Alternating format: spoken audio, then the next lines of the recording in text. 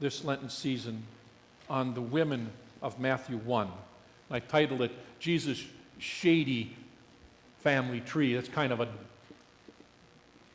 play on words, if you will, because the women that are listed in chapter 1 of Matthew have shady pasts. And so it's Jesus' shady family tree, the women of Matthew 1. And I've read it last time. I'm not going to do it again, even though Sharon wants me to. But we get the accounting of the first woman who is listed in Matthew 1 as being, it's saying, the father of Judah and his brothers. And Judah was the father of Perez and Zerah by Tamar. So the first woman we hear is of a woman by the name of Tamar. Now we need to understand a couple of things before we get into this. Number one is we're in mixed company, and I'm going to have to tame it down a bit. This is a juicy story. Oh, come on, you're supposed to react to that. Ooh, there we go. So, if you want to read the unabridged edition, you need to go into the Bible, and you need to find it, and you need to read about Tamar. Now, some things we need to understand a little bit before we get into this about Jewish families. The first is, it was the duty of a brother or of the closest male relative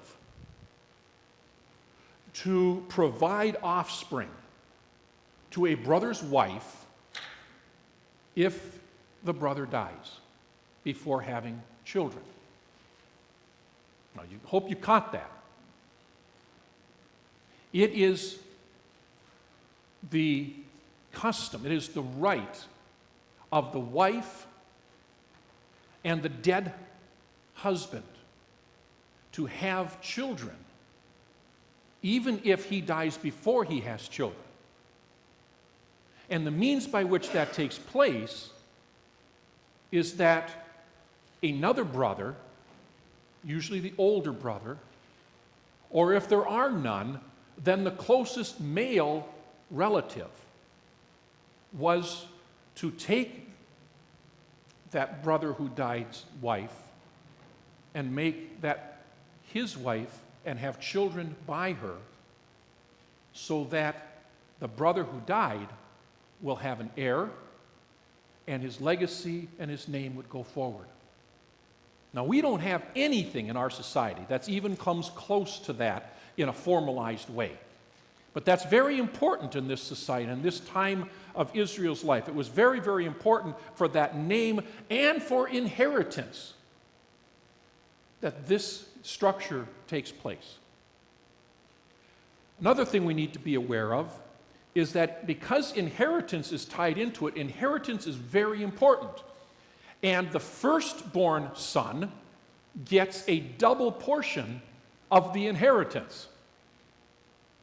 So it's good to be number one son. That was me, by the way. I was the number one son. Inheritances did not go down to daughters. They went down through the sons. And so in a situation like that, is if a father dies, the firstborn takes over the role, if you will, of being patriarch in the family, and for that gets a double portion of the inheritance. Okay? So it's good to be number one. We have to understand these two things to understand the story of Tamar. Story begins with Judah. Judah is one of the 12 boys that Jacob had 12 sons. Jacob became Israel, the 12 tribes of Israel, all of that. So Jacob was one of the sons. And without getting into it, Jacob decides to move away from his family. They have not yet gone into Israel. They do not occupy Israel. We're talking the time of Abraham, Isaac, Jacob, so forth, okay? So Judah decides to leave Jacob and the brothers and go off on his own. And he takes off and he goes and settles in the land of Canaan. At this time, Canaan was not something that he needed to avoid. They did not have land. They didn't have territory. They were wanderers, okay? He decides to go off on his own and settle in the land of Canaan. When he settled there, he eventually found himself a nice, beautiful young lady, and he gets himself married, and he starts having children. The story has it that he has 3 sons. The eldest son is named E-R, okay? Named The second son is named Onan, and the third son is Shelah. Now, these are not names that I would choose, but those were the 3 sons. And time goes on, life is good, everything seems to be going well. Finally, the kids are old enough, or at least the oldest son is old enough to get married.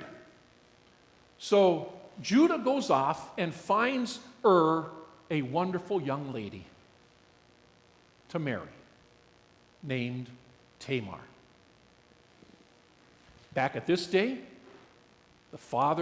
these were arranged marriages. The father would find the bride for his son. So off he goes and finds this beautiful young lady named Tamar, and and Tamar have a good marriage, but was not a good man. The story goes that God was not happy with was not a good man. And we don't get all the details, but for whatever reason, God kills him. Okay? This leaves Tamar a widow. Now you understand where my opening statements come in. Because now we have a widow whose husband has died without children. Somebody has to step up and have children by her so that her husband his legacy and his inheritance, firstborn, will carry on. And so Judah goes to his second son, Onan, and says to Onan, "It is time for you to do what is right of a brother-in-law, to go and take Tamar and have a child with her so that your brother's legacy can go forward, can go on beyond him." Well, Onan was, we'll call it greedy. Onan had his own agenda. See, Onan understood the right of the brother-in-law.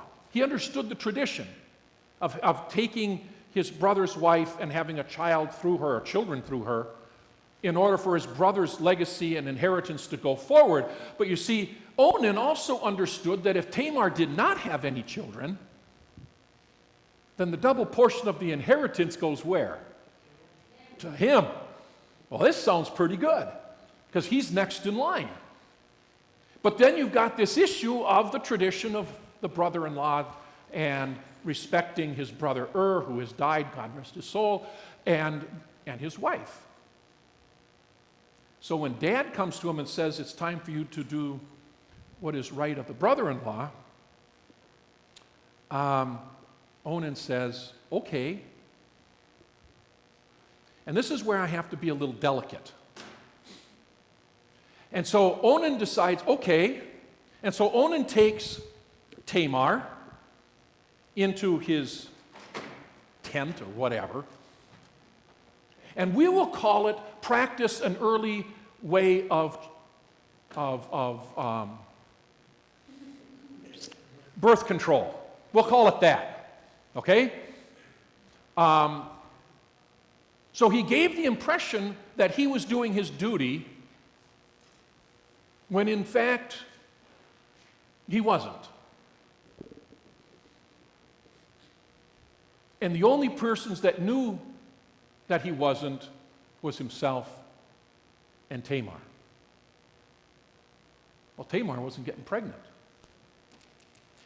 And this was working pretty good for Onan, but God knew what was going on. God didn't like it.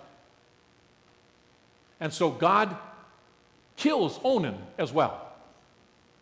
Not because of him being greedy, but because he deceived his family and because he did not fulfill the duty of the brother-in-law.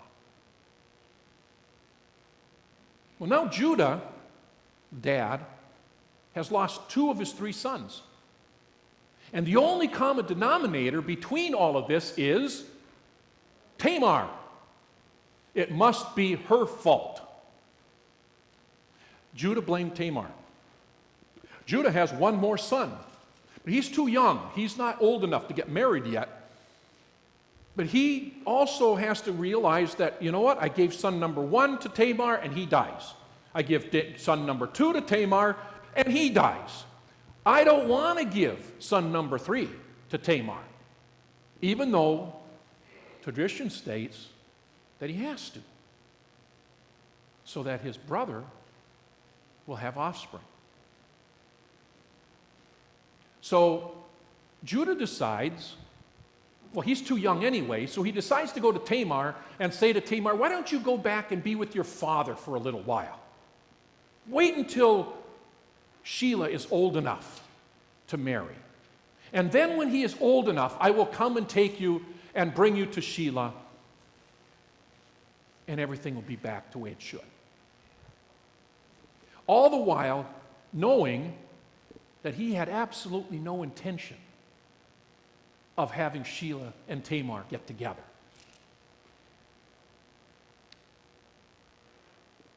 So time passes.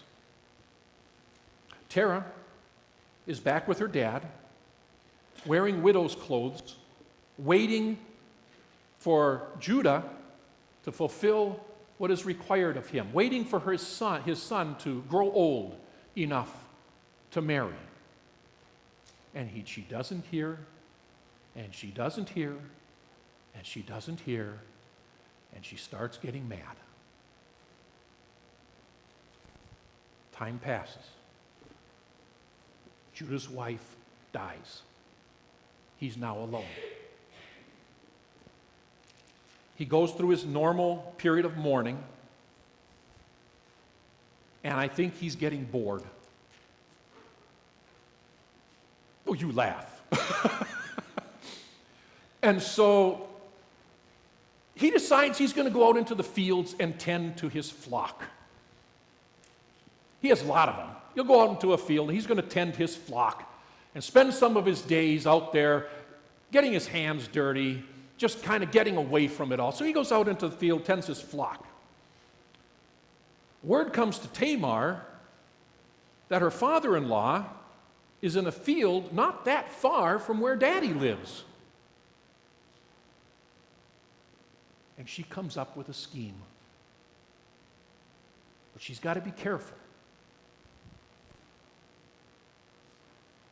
And so one day, she changes out of her widow's clothing and puts on the clothing of a prostitute. Now, what is the clothing of a prostitute? I don't know. She covered her head. That's what the story says. But she put on whatever was customary for people to think or to see or whatever of a prostitute. And she went and sat at the gate of the city, knowing that if Judah wanted to get into the city, he had to go by her. But she had to disguise herself in such a way that as he went by her, he wouldn't recognize her.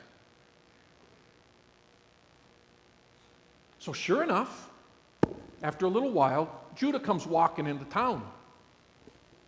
And he's lonely.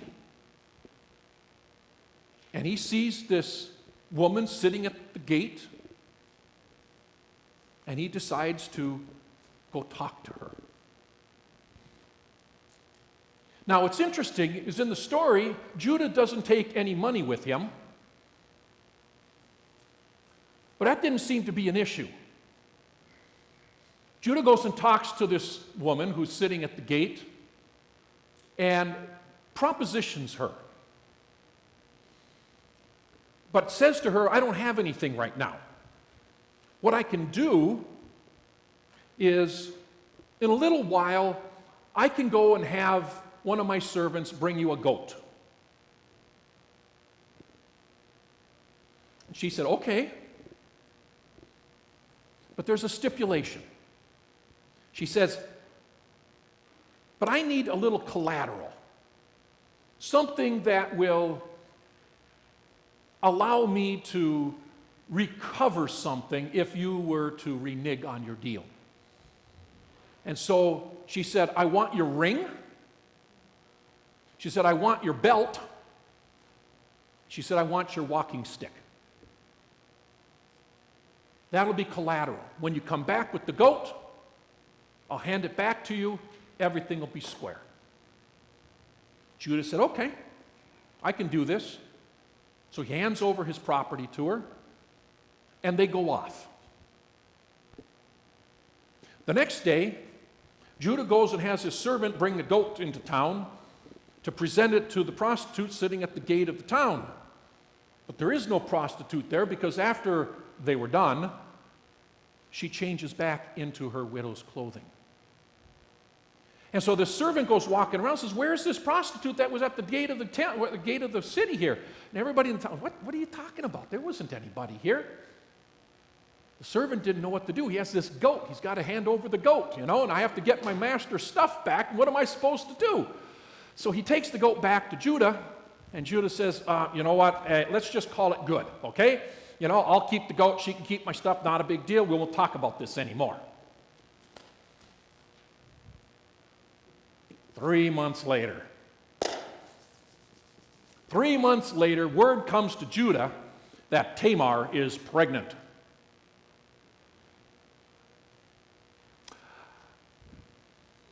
We'll get into that another time.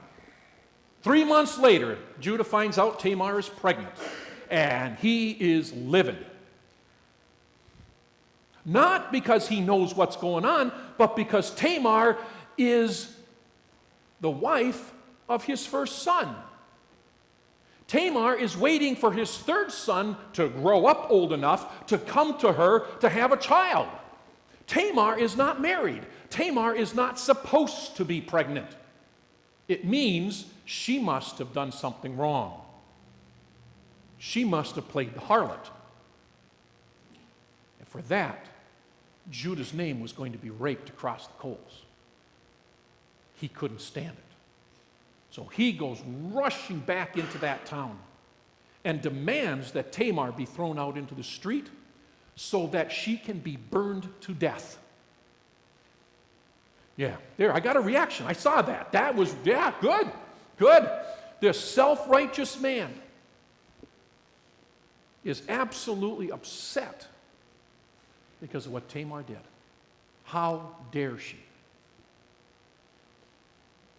Well, Tamar comes out of her house carrying the ring, the belt, the walking stick, and probably hiding it behind her back, goes up to Judah, who is fuming, wants to burn her. And she says, Dad,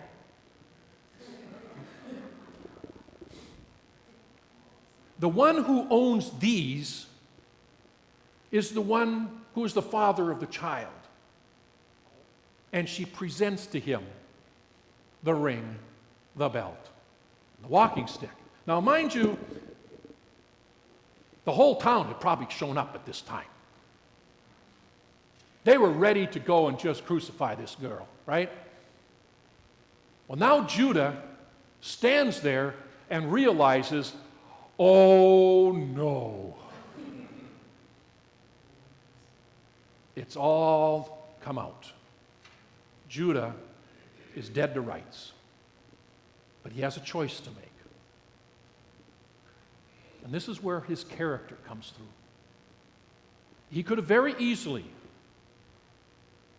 have continued to say that he has no idea where she got these things from and put the blame on her. I mean, he already goes and blames her for his first two sons' death. But that's not what Judah does. Judah says, Tamar, you are more righteous than I am, for I was withholding my third son from you, something that was not my right to do. And you were withholding the tradition that you deserve to have a son for your husband. He goes and changes his anger into adoration because of her willingness and the length by which she was willing to go in order to hold him accountable, not for what he did, but for what he did not do. And we are told that she had twins. A few months later, the twins were Zerah and Perez. And we are told in chapter 1 that Perez, if you remember, was in the lineage that led to David, which led to Jesus. So we have in Jesus' lineage a woman who deceived her father-in-law to believe that she was a prostitute in order to force him, unbeknownst of him, to fulfill the requirement that he refused to fulfill.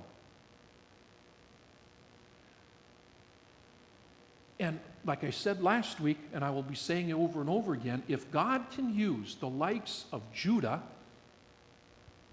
and of Tamar, certainly God can use the likes of you or me. Now next week we are going to hear, I plug your ears, little kids, we are again going to hear, you don't have to, I'm sorry. Got to be careful here. We are going to hear again about a story of a Moabite prostitute. Yeah, there's a few of them in the Bible. This one happens to help Israel tear down the walls of Jericho and becomes a direct relative to King David. That should be a good story. What's that? More talking.